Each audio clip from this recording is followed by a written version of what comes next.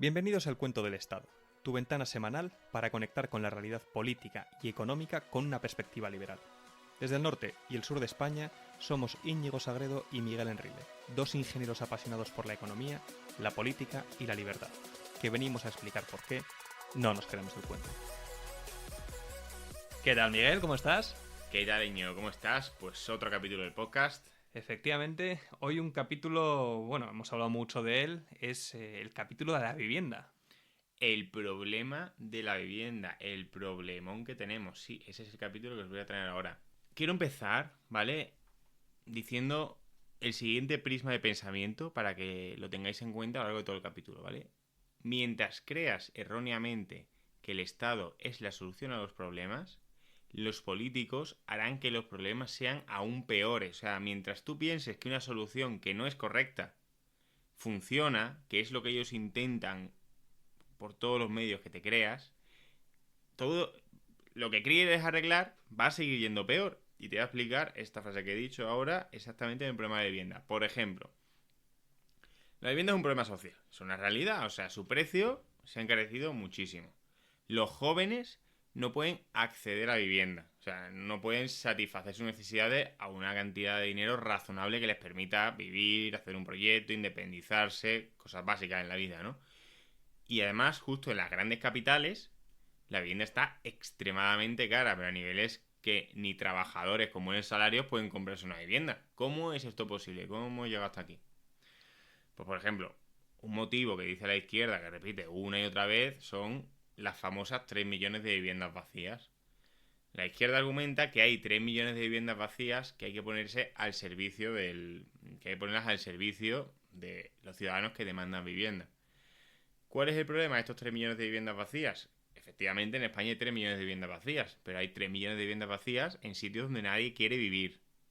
La vivienda vacía en las grandes capitales está en mínimos históricos. ¿Por qué? Porque si alguien tiene una vivienda vacía y le pagan un buen dinero por poner al alquiler, la va a poner, porque la gente no es tonta. La gente hace con lo que tiene lo que más le conviene. ¿Cuál es el problema? Que si tú te crees que las famosas 3 millones de viviendas son... O sea, lo que ellos dicen sería una solución al problema de la vivienda. Vale, sí, vamos a expropiar estos 3 millones. Primero, estás dando al político poder, legitimidad para expropiar, lo cual es una locura. Y segundo, no se va a solucionar. Entonces le vas a seguir dando más poderes. Entonces, ¿qué cosas le conviene a los políticos para que cedamos más nuestra autonomía? Por ejemplo, prohibir construir. ¿Cómo es posible que ante un evidente problema de oferta, de que concretamente en Madrid, en Barcelona, en Valencia, en Sevilla, en las capitales, hay más gente que quiere vivir de la vivienda que hay, construir sea complicadísimo? Y vamos a ponerle cifras a esta dificultad de construir, ¿no? En 2024, y los años anteriores es parecido, la cantidad de visados de obra nueva, según Idealista, rondaba los 8.000. Las 8.000 viviendas nuevas. Esto es mucho, esto es poco. Vamos a ponerlo en contexto. En el año 2000, ojo, no estamos hablando de la burbuja inmobiliaria. Estamos hablando de cuando la burbuja inmobiliaria ni se olía. Rondaban las 40.000. O sea, por cada vivienda que se ha construido en los últimos años, en los años 2000 se construían 5. ¿Por qué hemos decidido que ya dejar de construir? ¿Por qué prohibimos construir cuando encima se está disparando el precio?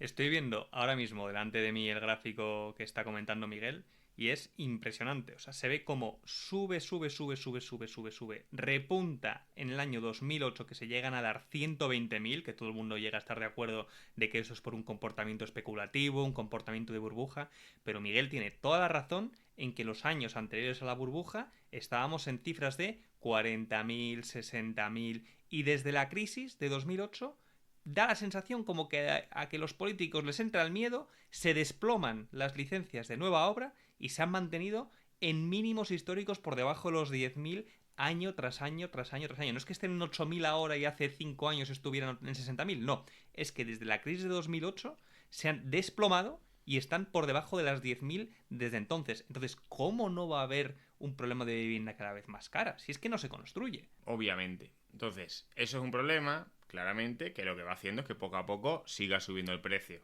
Poco a poco, pero constante. Luego, otra fórmula típica. topar los precios, ¿vale? Venga, muy bien. Entonces, como la vivienda está cara, vamos a prohibir a partir de un cierto precio que sea más caro, porque a nosotros nos parece que ese es el precio, nosotros hablando de los políticos centralizadamente, que ese es el precio que debería tener esa vivienda. ¿Esto qué hace?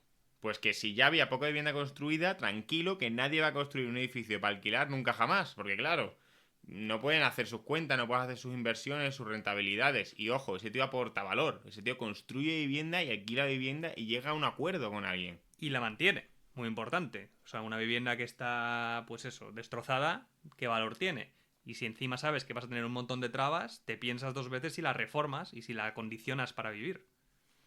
Totalmente. Otra medida, por ejemplo, intervenir los contratos. El contrato de alquiler está intervenido brutalmente al nivel cercano a las regulaciones laborales. O sea, el precio, ahora últimamente, el máximo es el 2% que puedes incrementar. O sea, eso ya es incrementar el precio. Las condiciones son también extremadamente reguladas por la ley de arrendamientos urbanos, donde tú no puedes acordar algo que se salga de esa ley con tu arrendador. O sea que ya, de nuevo. ¿Y eso qué hace? Eso termina generando costes que lo termina pagando el inquilino. Siguiente, expropiar vivienda. Esto ya es increíble.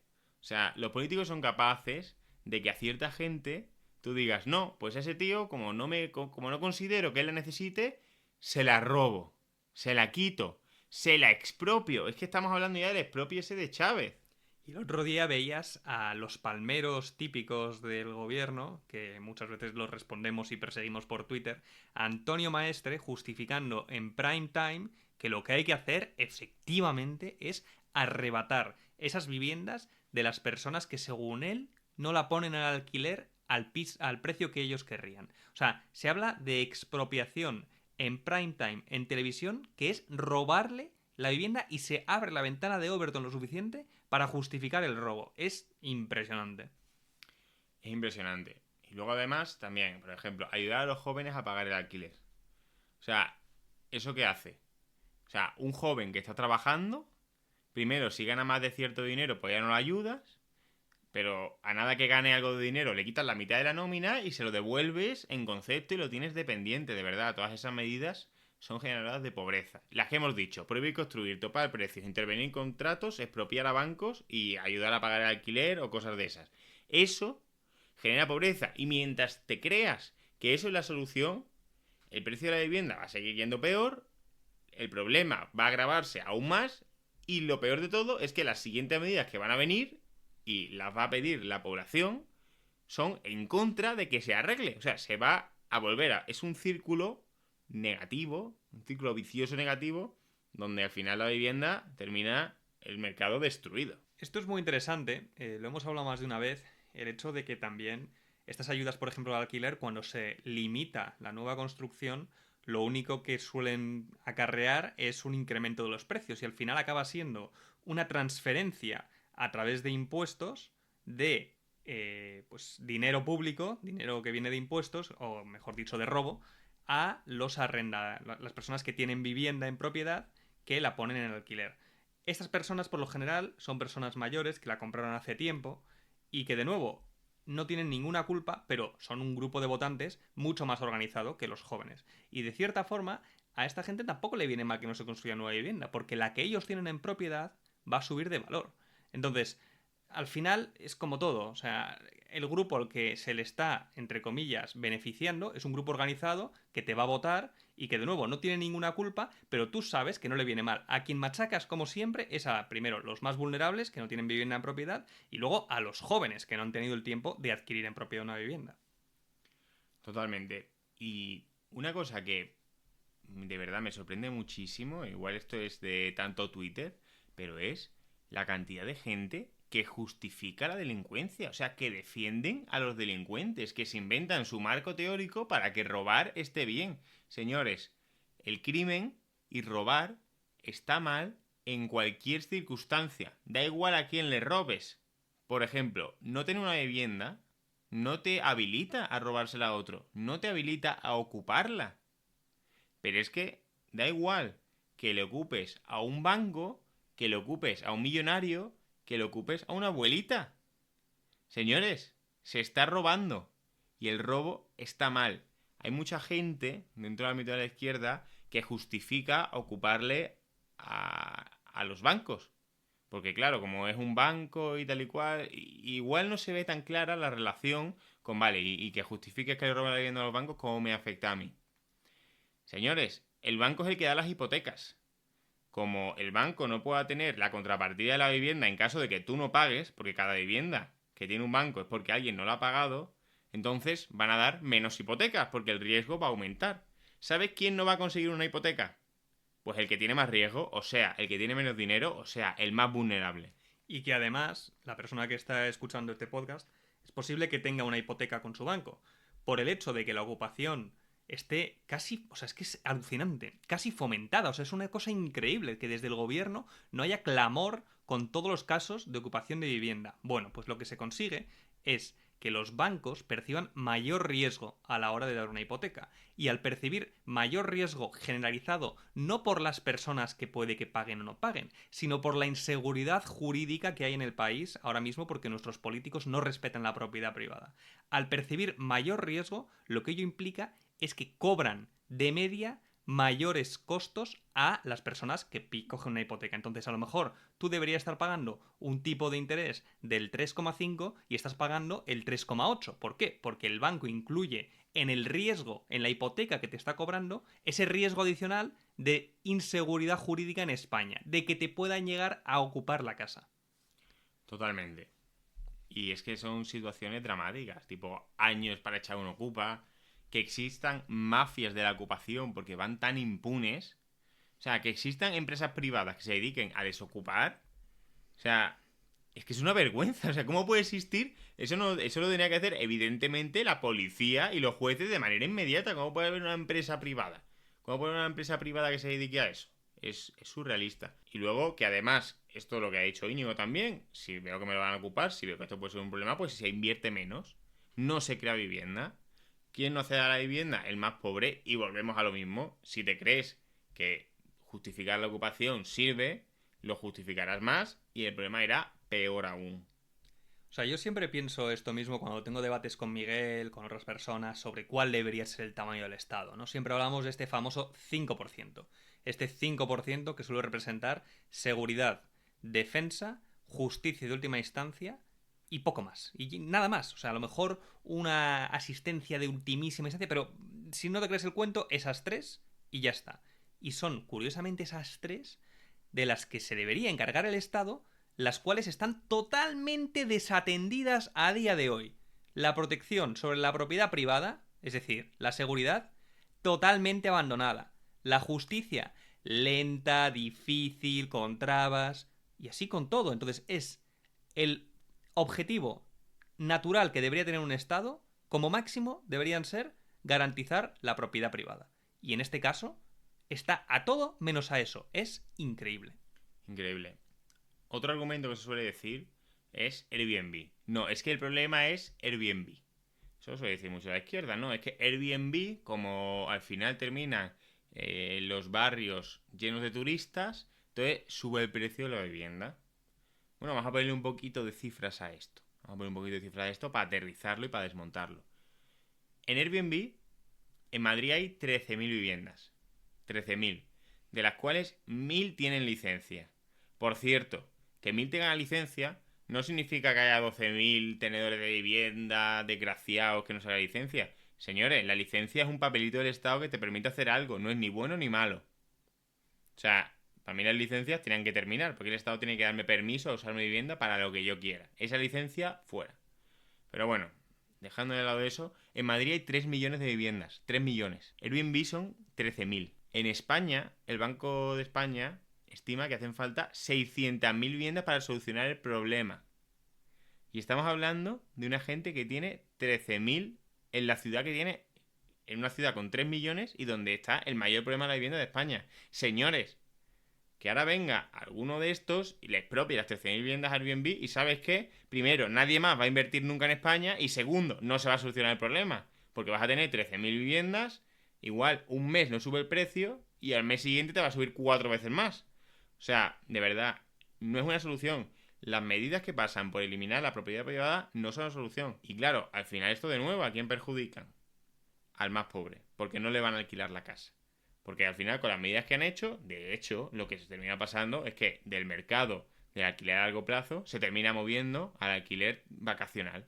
Porque el alquiler vacacional no da tantos problemas, porque el alquiler vacacional no te ocupa en la casa. Con el alquiler a largo plazo se está también extendiendo el fenómeno de la inquiocupación, que es que la gente deja de pagar el alquiler y no los puedes echar.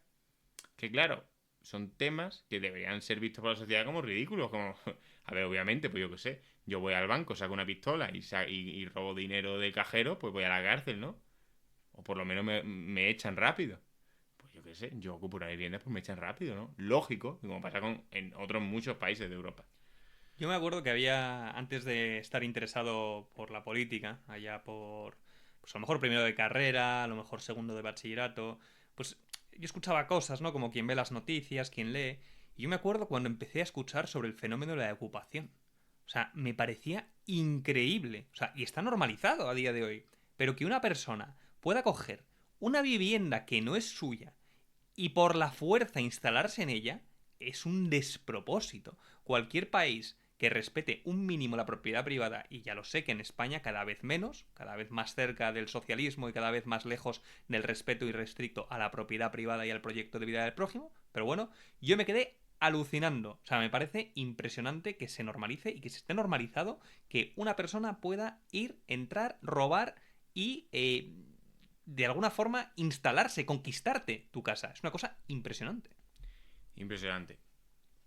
Y ahora vamos a hablar un poco de la solución. O sea, ¿qué solución hay liberal al problema de la vivienda? Pues todos los problemas que hemos hablado tienen una solución rápida. Lo único que hace falta es decisión de los políticos de que quieran hacerlo, de que quieran solucionarlo. Primero, permitir construir. Es tan simple como evidente. Señores, si falta vivienda, vamos a construir vivienda. Vamos a permitir construir, vamos a permitir hacer obras. No esto de tener que pedir una licencia para tirar un tabique de tu casa. Que es que eso lo que dice es que los políticos tratan al ciudadano como tonto. Como, ay no, si no me piden la licencia. Y además, la licencia, en este caso de obra menor, ¿de qué sirve? Es pagar una tasa y ya está. Porque una vez que tienes el papelito, haces exactamente lo mismo que ibas a hacer. Pero le hemos dado al político la capacidad de decidir qué obras se van a hacer y cuáles no. Entonces hay dos problemas, construir vivienda nueva y reformar la existente. Pues eso hay que cambiarlo, hay que liberalizar. Segunda, eliminación de impuestos. O sea, ahora mismo tú pagas, cuando vas a coger una hipoteca o para comprar una vivienda, pagas dos entradas. La entrada que le pagas al banco y los impuestos. Porque tú cuando vas a comprar una vivienda, la vivienda nueva, según tengo entendido, paga un 10% de IVA. Luego además pagas IBI todos los años. Luego, además, el que te ha vendido la vivienda, si le gana dinero, paga plusvalía. Todo eso es dinero que va saliendo a la transacción y que va al bolsillo del Estado. Y que al final termina siendo en que para comprarte una vivienda de 300.000 euros, que necesitas 30.000 euros o por ahí de entrada, terminas teniendo que pagar otros 30.000 euros en impuestos, tasas, tal y cual, al Estado directamente. Dinero inmolado, dinero quemado. ¿Y eso qué son? Esos son años ahorrando de los jóvenes que les aleja de tener una vivienda en propiedad. Permitir construir, eliminar impuestos, seguridad jurídica, señores. Es decir, si no da seguridad jurídica, se va a incluir en el precio. Se va a incluir en mayores precios de la vivienda. Da seguridad jurídica y verás cómo la gente cogerá un poquito más de riesgo. Oye, pues voy a alquilarle a esta persona que es un poquito más vulnerable. Tal. Y entonces bajará el precio porque aumentará la oferta. Y finalmente lo que hay que hacer es maximizar el libre mercado, que es la solución. Sinceramente, es que es la solución. Y alguno que nos escuche igual dice, sí, todo esto que has dicho suena muy bien, pero entonces los ricos comprarían todas las viviendas y no alquilarían nada para que suba el precio. Pues tenemos ejemplo. Como ya tenemos un presidente que se autodenomina liberal libertario, tenemos un ejemplo reciente. Milei desregula el alquiler y obra el milagro. La oferta se duplica, la oferta de viviendas, y el precio cae un 20%. Esta bajada, o sea, un 20% del precio de la vivienda, serían las subidas acumuladas de los últimos 10 años, probablemente. Una barbaridad. Y eso teniendo en cuenta que en estos momentos está habiendo una gran inflación en Argentina. O sea, esto teniendo en cuenta esto. Está habiendo una gran inflación por toda la inflación que creó el kirchnerismo, pero aquí ves que incluso en ese contexto la vivienda se desploma el precio por desregular. Y entonces, la solución definitiva al problema de la vivienda es adoptar medidas liberales. Al status quo, a los políticos, no les interesa perder su poder, por lo que no les interesa que el problema se solucione. Y por eso van todos dando palos de ciego con medidas que no van a ningún lado y con medidas que está más que demostrado que hacen lo contrario. Y de nuevo, mientras te creas que soluciones erróneas te van a arreglar el problema, vas a pedir más soluciones erróneas y les vas a dar más poder a los políticos para expropiarte, para regularte, para limitarte. Señores, respeto irrestricto al proyecto de vida del prójimo y propiedad privada. Es la única forma.